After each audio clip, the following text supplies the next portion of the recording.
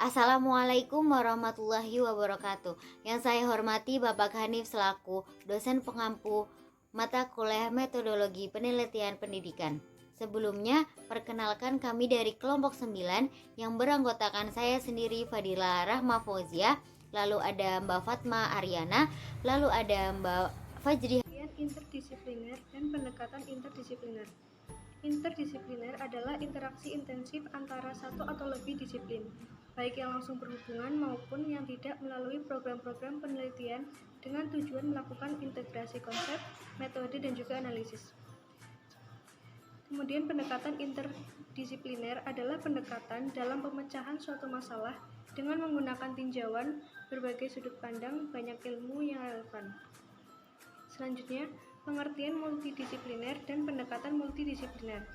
Multidisipliner adalah penggabungan beberapa disiplin untuk bersama-sama mengatasi masalah tertentu. Selanjutnya, pendekatan multidisipliner adalah pendekatan dalam pemecahan suatu masalah dengan menggunakan tinjauan berbagai sudut pandang, banyak ilmu yang relevan. Baik, yang selanjutnya adalah pendekatan interdisipliner dalam studi Islam. Sebuah kajian dengan menggunakan sejumlah pendekatan atau sudut pandang dalam studi, misalnya menggunakan pendekatan sosiologis, historis, dan normatif secara bersamaan. Contoh dalam penggunaan pendekatan interdisipliner adalah dalam menjawab status hukum aborsi. Untuk melihatnya, perlu dilacak nas Al-Quran dan Sunnah Nabi tentang larangan pembunuhan anak dan proses tahap penciptaan manusia dihubungkan dengan teori embriologi. Yang pertama itu studi Islam lewat pendekatan filsafat, menjabarkan tentang penafsiran klasik dan modern. Yang kedua yaitu studi Islam lewat pendekatan sosiologi. Secara sosiologis, wanita terpaksa menerima kenyataan diskriminatif bahwa lelaki serba lebih dari perempuan. Yang ketiga yaitu studi Islam lewat pendekatan sejarah. Runtuhnya kekuasaan Islam telah mengubah hubungan Islam dengan Barat. Cukup studi Islam interdisipliner. Agama sebagai objek studi Islam dapat dilihat dari segi sisi. Yang pertama, agama sebagai doktrin dari Tuhan.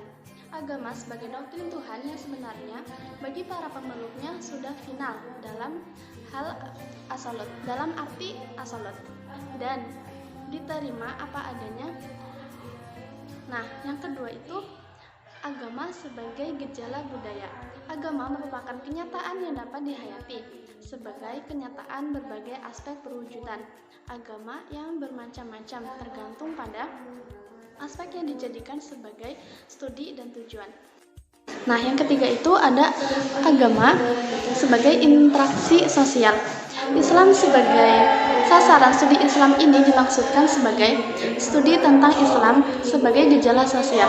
Hal ini menyangkut keadaan masyarakat penganut agama lengkap dengan struktur, lapisan, serta berbagai gejala sosial lainnya.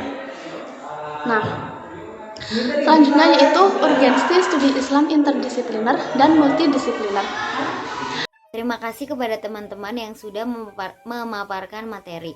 Saya selaku moderator memohon maaf apabila ada salah-salah kata. Mungkin cukup sekian dari saya. Wallahul muwaffiq ila aqwamit thoriq. Wassalamualaikum warahmatullahi wabarakatuh.